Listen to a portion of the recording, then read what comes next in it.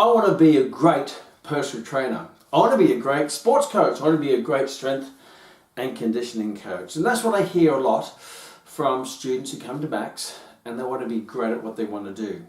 Now, that's a great goal because, hey, time's going to pass you anyway. The next 5, 10, 20 years are going to pass you by doing what you're doing, and the question is, by the end of it, are you going to be great or are you going to be average? And my goal is to make my graduates great at what they do and get them all the tools, the hard skills and the soft skills to do that. And there's an old saying, people don't care how much you know until they know how much you care. So today we're going to be focusing on a bit more of the soft skills rather than the hard skills that's going to make you a great personal trainer or coach. The hard skills being the physical things that you have to do, the running, the push-ups, the skills, the passing the ball, the kicking the balls, the punching the bag, the swimming. They're all the hard skills in the structure of the program. The soft skills are the things that get into your athletes or your client's mind and make them want to do that and do it to their best. And your role is to bring the best out of people. And I'm going to go through some tools and some things that could be beneficial to you to bring the best. Because if you can bring the best out of them, you can bring more out of them that they think they've got in them, then they're going to keep coming back to you because you're the person who does that or brings the best out of them. Because the body will only follow where the mind will allow it. And your goal is to open up their mind to help them bring out their best physical performance to achieve their best goals. Whether that be losing weight or rehabilitating an injury or winning an Olympic gold medal. Now, I've been in this fitness profession, the sporting industry. I've been in sporting since I was 10 years of age, so now that's 46 years. I've been a competitive athlete starting at 10 years of age. In judo at the elite level, I've always competed at national, international level, winning many national championships and world championships along the way in my chosen sport being martial arts and kickboxing and taekwondo and judo and all of that. But I've also played lots of team sports such as cricket and football, so I understand that dynamic. So I've been doing this a long time, and I've been a professional coach, a professional trainer, a professional personal exercise coach since I was 17 years of age. So now that's coming on 39 years as a personal trainer, as a sports and conditioning coach. And one of my early passions was strength and conditioning elite athletes. And in that journey, I've trained many Olympians. I've trained Olympian gold medalists, I've trained Olympic teams, international world champions, national teams along the way. And in that journey, I've made lots of successes, but also they've been many times founded on many of the mistakes that I've made along the way, because I didn't have someone like me around me to mentor and coach me through that process, because a lot of the things were new. I was one of the first strength and conditioning coaches in Australia. I was one of the first personal trainers in Australia. So there's no one else to learn off. I was sort of pioneering my way through and learning from making mistakes, doing it again, making mistakes, and keep doing it until I get it right. I virtually went out of mistakes and eventually got it right and achieved lots of great things along the way. But one of the great rules is learn from the mistakes of others, because you won't live long enough to make them all your own. So I'm going to share some of those things with you today to help you become the best personal trainer, whether you be working in a gym or running your own gym or your own studio center, or being the best coach for a sporting team or the best strength and conditioning coach. Now, there's no saying it's important to practice what you preach, walk the talk, and I feel that's very, very important. So if you're a coach or a personal trainer, then you have to be living what people want. You have to have what they want, so they're inspired to get what you have. So if you have what they want to come to you to get that. So that's not just historically, if you're a past champion or a past sports person, or you used to, it's in the now. You may not be as young as you used to be, but it's important that you still walk in the talk, you're taking action and being the best you can be, and that's going to provide a great role model, because people will watch more than what you do than what you say. They want to hear what you say from who you are. So one of the things when I was younger as a strength and conditioning coach, I was training the national kayak team, we were training for the Olympic Games, I've trained lots of different athletes, but at that same time as a coach, I was still a professional kickboxer, still competing, and that gave me a lot of cred points with the athletes I was training. They were quite inspired that I was actually practicing what I'm telling them to do. And many times I would train with them, I would outrun them, I would outperform them, not all the time because I've trained some quite an amazing international level athletes, but there was that mutual respect that they got from me, that they looked at me from, because I was actually a competitive athlete. And that's not to say that you have to be a competitive athlete, but you at least have to be training, you have to be practicing what you're preaching. You can't be what we call a hypocrite. You know, a lot of people say far more than what they know and far more than what they've done. But if you've done it, then people are going to respect that in itself. And that's not to say that you come across coaches who may be out of shape or haven't done it for a while and they still have great advice. But it really goes an extra step if you're actually running around the paddock with them and showing that you can do it themselves. One of my good friends, Wayne Pearce, we call him Junior Pearce, he's one of the great Australian Rugby League legends of the time. He captained Australia, he was the New South Wales State of Origin, he was the first coach to coach New South Wales to a clean sweep in the State of Origin. And one of the things I've always respected with him is that he's always fit, he's always strong, he doesn't become one of those overweight coaches sitting on the sideline looking like they're going to have a heart attack coaching. He can actually get out there and run with the guys and perform with the guys, and that game gave him a lot of respect from his players as well. So my suggestion, for what it's worth, is that you at least practice what you preach. I still compete now in the international stage in my sport, martial arts and taekwondo, and I still coach martial artists and competitors, and them knowing me competing really sort of makes him feel, man, if he can do it, so can I. If he believes in me, then he must know, because he's actually doing it. I remember in 2019 at the World Taekwondo Championships in Melbourne, I had 4 competitors and myself, and we all medalled. You know, we won about 7 gold medals at the World Championships, and I collected 2 of the gold medals. So I was there coaching them, pushing them, motivating them, stuff like that. And then later on the day, they see me on the mat doing what I'm telling them to do. I'm fighting on the mat, winning a gold medal.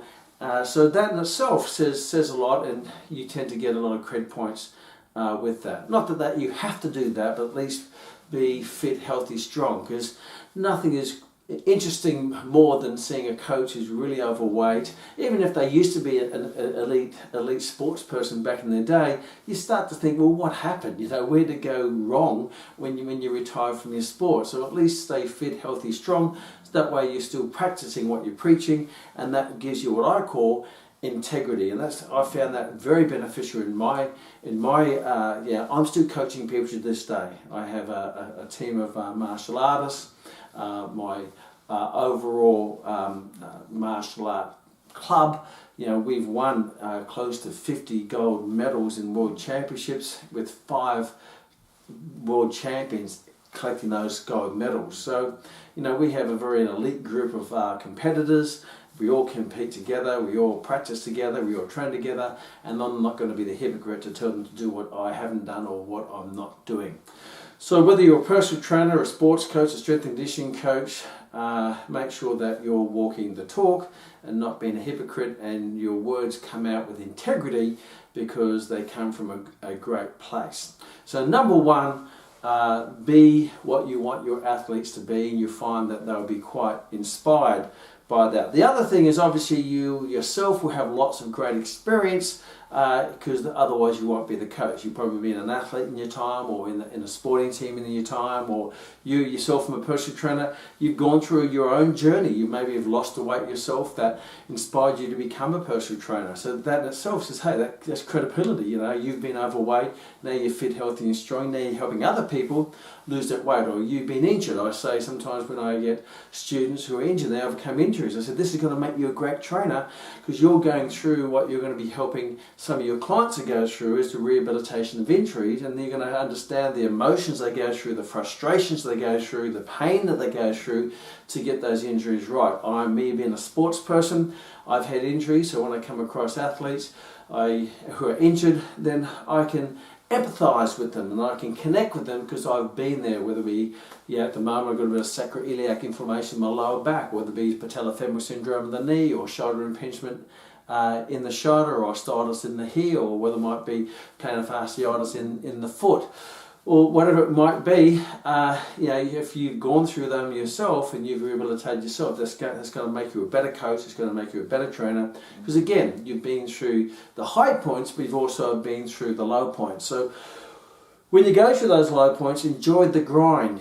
Say, this is conditioning me to make me a better person, a better coach, a better athlete, because I'm going, and a lot of old athletes and people will go through those little obstacles, and if you can go through them, then that's going to help you help others go through their own obstacles. And yes, it's going to be different, and they're different, but there's some form of connection there. So see it as a positive, your past experiences of successes, but also your past experiences of failures or challenges or injuries or setbacks.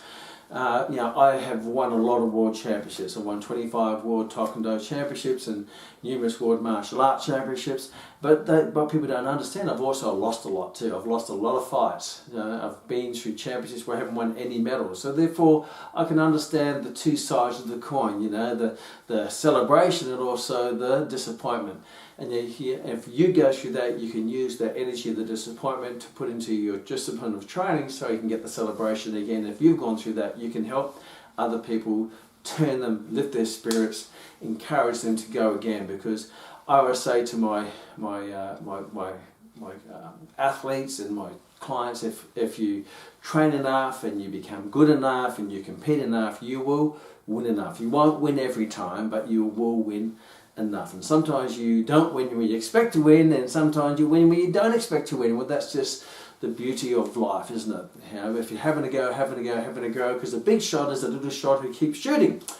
So number two is that, yes, you use your own experience, and if you haven't got experience, then it's best you get experience. The next one is to acquire massive amounts of knowledge. Now, yes, you need the knowledge of the hard skills, how to train people, and the hard skills and the technicalities of communication and motivation and all sorts of stuff there.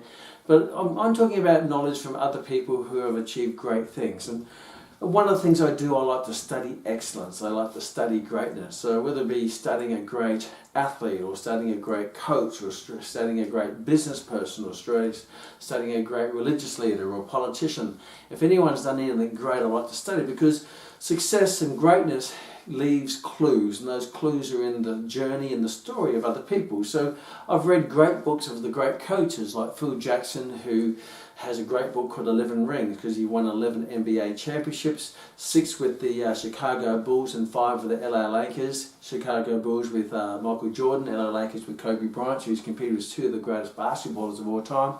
And he's probably known as one of the greatest basketball coaches of all time. And he's written a book about his journey. So why wouldn't you read that book?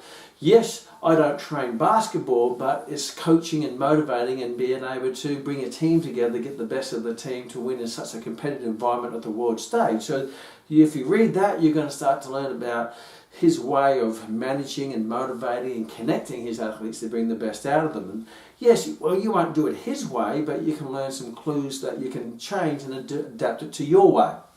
Alex Ferguson has written the book on winning, which is basically, Alex Ferguson, the greatest soccer coach of all time, with the Manchester United, and he's written a great book on winning and coaching, and I've read that naturally, because why would I want to learn from his experience as well? So the book by Wayne Bennett, he's written a book on the greatest rugby league coach of all time. So my point being, make sure you study not just the theory of coaching and the theory of motivation, but actually I like to read the autobiographies or the authorized biographies of great coaches who've written about their life, and then you can get it from the horse's mouth, not just in a hypothetical template or a pie chart or the different theories they have in the academic books.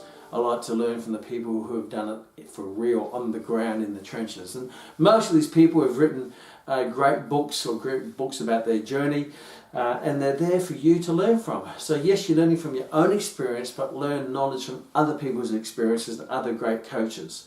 And if you take that into place, you're going to take bits and pieces, you're going to work out how to do it yourself. So yes, all of this to start with is all about you. Yourself and your actions, to have integrity, to be walking the talk, to be the real deal, that you're practicing what you're preaching.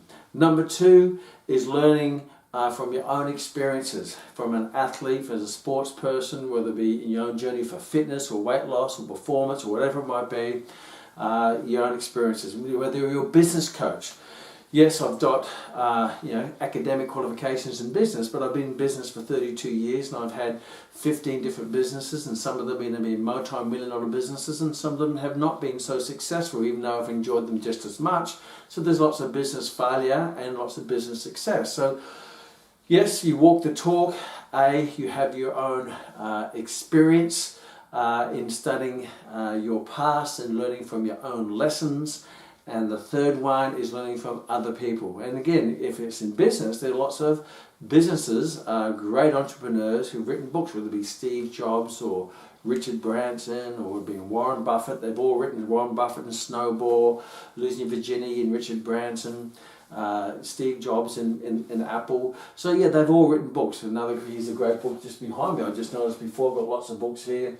Is obviously Jim Collins is studying other great books, but other great businesses. But Howard Schwartz is the creator of Starbucks. So learn from other great coaches or business owners or personal trainers. Now, the next soft skills, which is really cool, so that's all about you. Who are you becoming? Because the first part of sales, if you understand sales, the first thing that people buy is they buy you. Then the next thing they buy is your reputation or your brand, and the third thing is they buy your skill or your product or your service.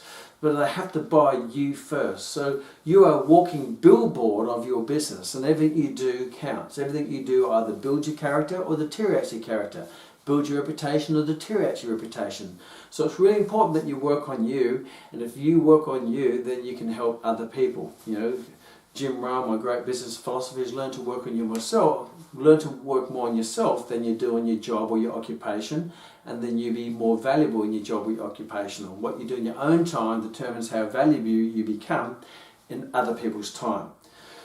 So the next step is about your client, your athlete, your sports person. Now it's about them, and it's your ability to use all that experience that you've got and be able to connect with them and seek to understand them before they're seeking to be understood, which is one of the habits in the 7 habits of highly effective people. Seek to understand before to be understood. So when you're training an athlete, everybody's different. Everyone has a different life, different circumstances, different emotions, different history. So it's really important that you first to find out about them. And we use this in the program in the W questions. Now, the first question, the first W question is the what, but I have one before that, which is the who.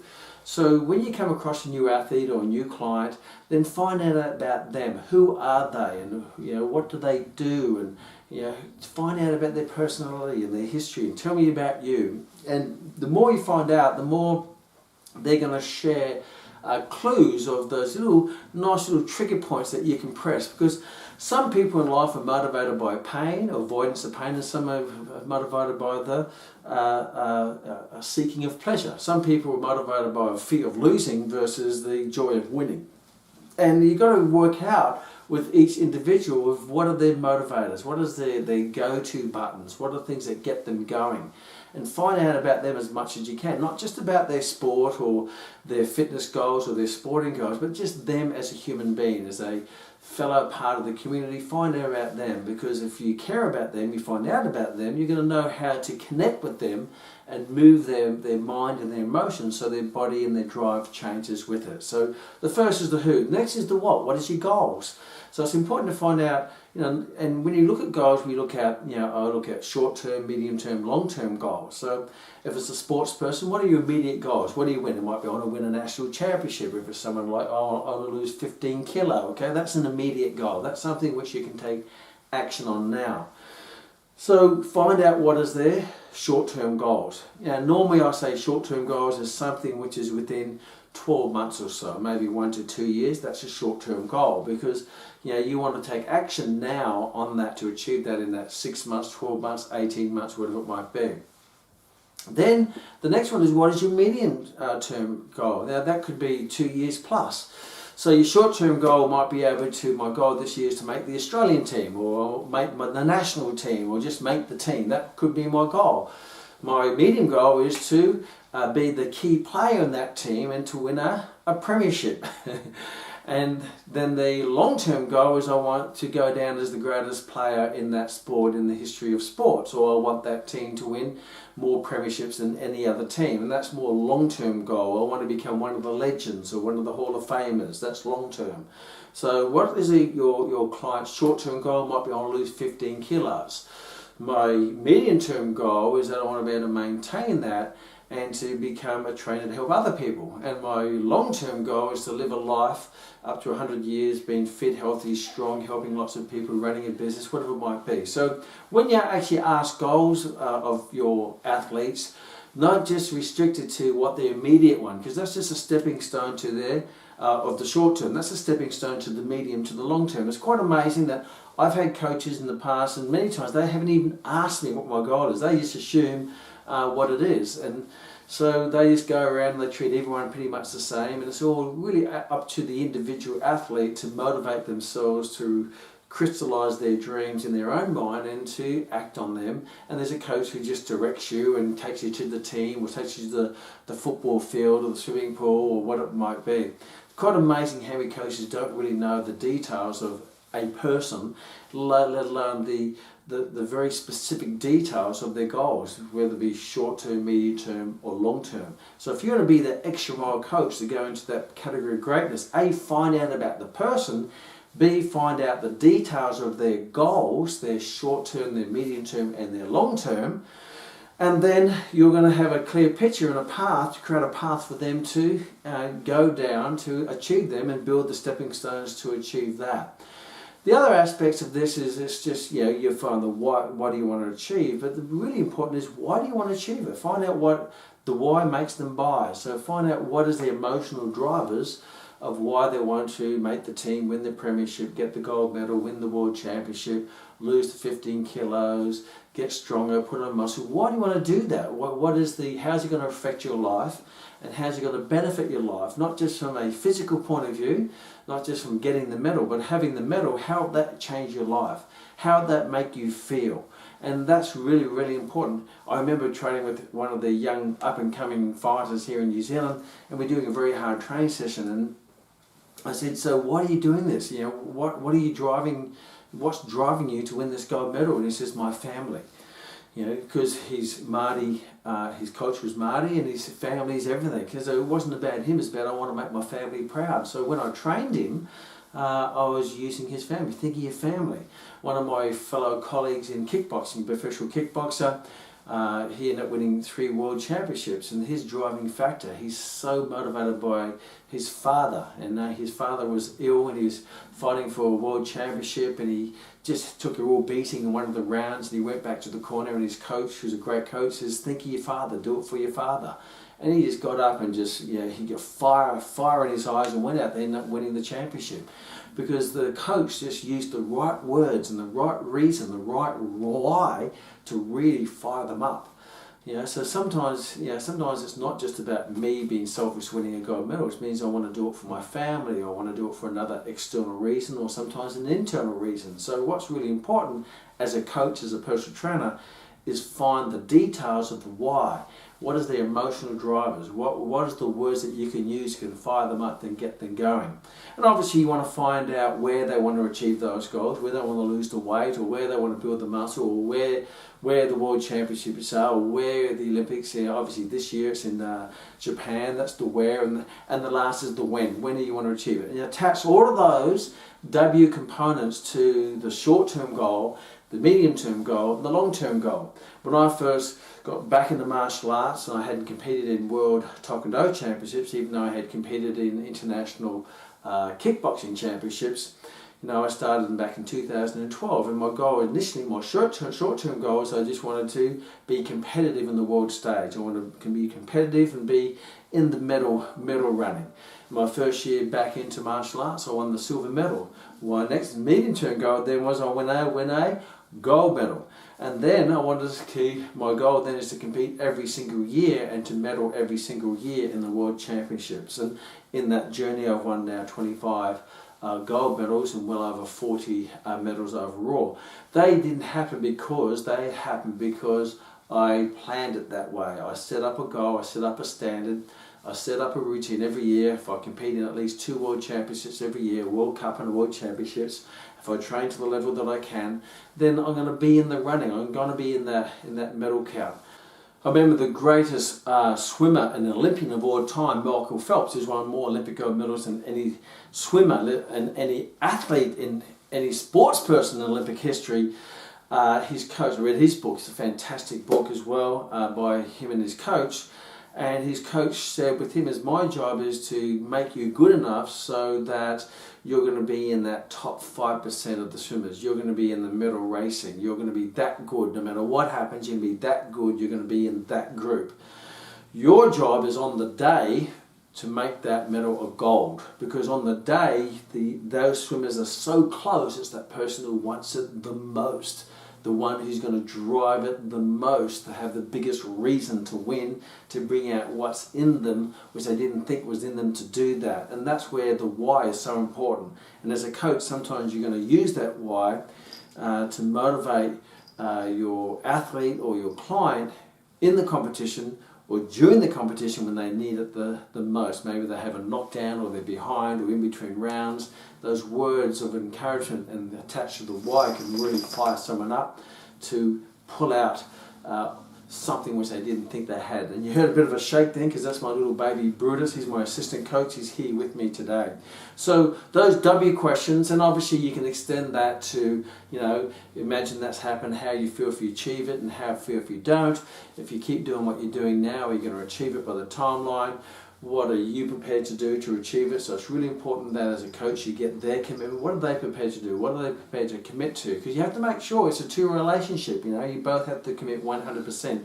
I always say, if you're 100% in, I'm 100% in. But if you're only 99% in, I'm 100% out, because you're giving yourself that 1% to quit, to give up, and to fail. And for me, if we're going to do this, we're going to do this together to 100%, but you have to be committed first. And then, what do you want from me? What do you want from me as your high performance coach? To put you in a position where you're going to be the best you can be, to make that team, to win that medal, to lose that weight, to rehabilitate that injury, whatever it might be. So these are the communication skills that are really, really important in working with your clients.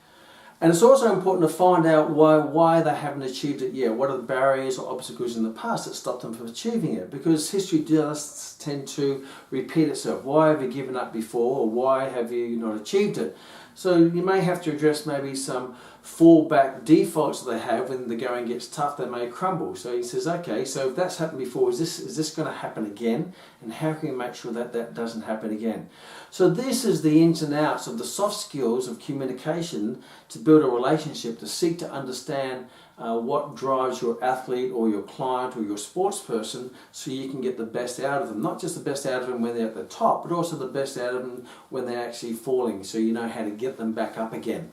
So use those communication techniques, the W questions. I'm not going to go any more detail than that, but we do go far more in detail in the program on how to, because of every question you should have at least 3 sub-questions attached to it to gather more deeper information about the answer. So listen to the answer and dig deeper. The other aspect, sometimes an athlete doesn't fully understand their potential. I've had people join me in martial arts, and within about 2 sessions I've said, I can make you a world champion. And because they don't believe in themselves, because they don't know what I know, they haven't been where I've been, so therefore they can't see what I see. And I can see filaments and greatness in people. And I said, look, I know with that skill or that technique, or your, whether it be skill or whether it be talent or whether it be just drive or whether their attitude, I can see that where I can get them. And the 5 world champions I've produced on day 1 or day 2, I've always said to them, if you keep training with me, I'll make you a world champion. And they didn't believe it. They said, oh, well, what are you talking about? I've just had my 2nd session. You're already talking world championship. And the reason for that, because I've been where they are, and I've trained people where they are, and I've taken from where they are to where they want to be. So sometimes the most powerful thing you can do to an athlete is give them hope and encouragement, and to say, you can do this, because many times they can't believe it. They have that seed of doubt whether they're good enough, and your role is to give them that confidence. And I always say the best way to overcome lack of belief is sometimes it's important to believe in other people's belief in you until you have built your own belief in you, and that is the role of a coach. if your athlete doesn't believe, then it's your role to make them believe that you believe in them, that they can achieve that. And that's going to keep them on the path, because they will keep on and say, well, if my coach says I can do it, then I can do it. If my personal trainer says I can do it, then I can do it. Because they've never been that path. They haven't journeyed that far, so they don't really know how good they are or how good they can be. And a great coach will be able to see that and to encourage them to get onto that path and to be that guide, and to put them back on the path, knock them back on when they get off. And sometimes you have to reprimand people and you have to give them strong feed forward, and many times I've done that too, because their behaviours have not been congruent with the champion, and many times I've had to pull an athlete across, or one of our clients across, and give them the hard line of the truth. And because they trust me, they said, yep, fair enough, thank you, because they say things or do things out of character of being a champion. Because you really have to develop that champion mindset to think like a champion to become a champion. So be before you are and you become. It's important for when they're training to train as if you're the world champion. Train as the person you want to be, not the person you want to become. Train the person you want to be, not who you are. So I always say, when you throw a kick, throw a world champion kick. If you do a performance, do a gold medal performance in training all the time, and then that will build the character, and eventually the medal will match the performance. So yes, as a coach, it's important to get involved and also know what your clients are doing. Unfortunately, I've had coaches in the past who've trained me and for world championships or international championships, and they've trained me and I've paid them to train me, and then they found out I've won a world championship, and they found out by a post I put on Facebook or on social media, and they go, oh, congratulations, and I forgot your world championship was then, because they are more involved in the training and the transaction of training, but not really being fully involved in my dream. And as a trainer or a coach, you want to be fully involved. You should know when the championships are. You should actually be there. Rory shares this great story when she received a phone call from one of her personal training clients. He said, oh, Rory, just thought I'd give you a call. I just finished the half marathon. That was my goal. She says, oh, congratulations. And she beat herself up after that, saying, well, I should have been there. Why did I forget that I've been training my client for a half marathon? They ran the half marathon. I forgot they ran the half marathon, and I found out by them calling me. Well, that is not acceptable as a great coach. But we all make mistakes, and I've done that in the past as well. But yeah, it's very interesting when your coach finds out you've just won the gold medal after you won the gold medal in a different country, and you didn't realise you went in the same country.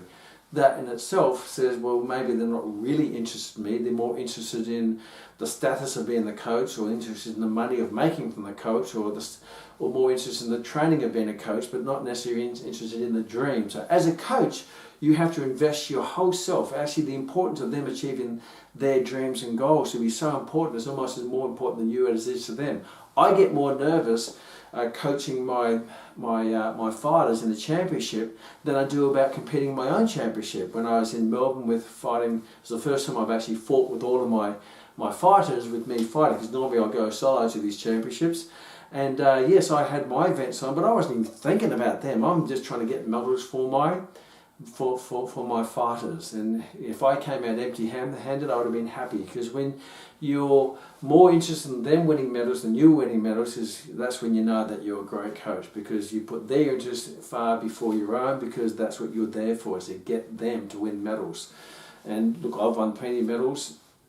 So yes, them winning medals is more important than me winning medals, because that's what a great coach does. That's what's so important, is that you get great satisfaction. And I get more nervous watching my fighters fight than me being out there fighting myself. So that's really important, is your job is being the best out of them and get them winning as much as they possibly can. It's interesting, recently we've been in the last year and a half of COVID lockdown, so therefore we haven't had any face-to-face fighting, and a lot of martial art clubs and fighters and coaches, they've actually done nothing over the last year and a half.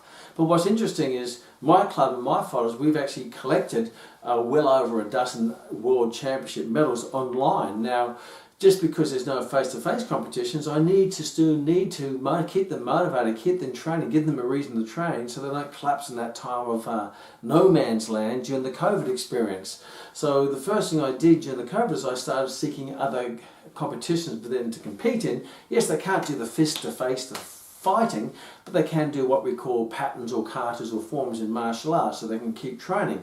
And last year in 2020 we collected a whole bunch of World Championship medals, all of us, and I just got a whole new batch that came yesterday from another organisation who ran a World Championship, and we collected a whole big bag full of medals again.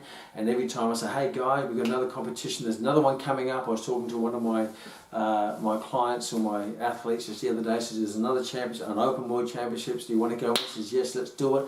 So it gives them something to train for, even though they haven't got the face-to-face contact. So your role as a coach is not to be a victim as they are when there's no competitions and it's been cancelled. Hey, what can I do to keep them motivated? Because athletes are goal-seeking machines. They want to have something to train for. If they don't have something to train for, they probably sit on the couch eating chips, watching Netflix, getting fat, and before you know it, when the face-to-face competitions comes back, they have to, have a big rebound, and they have to have a comeback. But if you keep them competing, last year we competed in about 4 different international championships. This year we've already competed in 2, because my role as a coach is not just to wait for the face-to-face competitions, but to seek goals and medals and achievements for them to keep training for, so they keep achieving, because they're going to be great memories they have when they look back and say, hey, during the COVID time when everyone else was sitting on their hands, I was using my hands to keep fit, healthy and strong, competing and winning medals. So a coach isn't always just there to support them in the obvious goals, but sometimes you actually have to come up with goals for them which they didn't even know that was there, to keep them interested, to keep them inspired, to keep them training, to keep them achieving, to keep them sharp. So when those other goals come back into play, then they're ready to go, because success happens when preparation meets opportunity. So there are some key things, the soft skills of coaches. I didn't go into the training and how many push-ups to do and how many punches to do and how many laps to do. But what's really important is that you are involved emotionally and physically. If you get your athletes and you say do 10 laps but you can't even run 1 lap, then there's a challenge there, right? So you want to be in the mix. You don't want to be on the sidelines telling people what to do, even though you're not doing it or you haven't done it in 100 years, and it looks like right now that if you did it you have a heart attack. That's not very inspiring. So be that person that people want to be that person that people are inspired by, be the role model, get involved, invest in the dream, know the ins and outs, know the personality of your athletes and your clients, know what their goals are, their short, their medium, their long term, know all the underlying reasons for those goals, the why and the where and the when, and know what the barriers are, so you know how to overcome those barriers, and know what the words to say when they need that little word of encouragement to get it back in there, or to recover from whatever it might be, or lift them up, because your role is to lift people up and raise them and get them on your shoulders so they can see further than you've ever seen. And if you do that, and if you invest that with the hard skills that you already have, because obviously coaches have the hard skills because they've obviously been athletes or they've done courses or what it might be, and you self-educate yourself in the academic way, but also mostly from people who've done it, then you're going to become a great coach or trainer.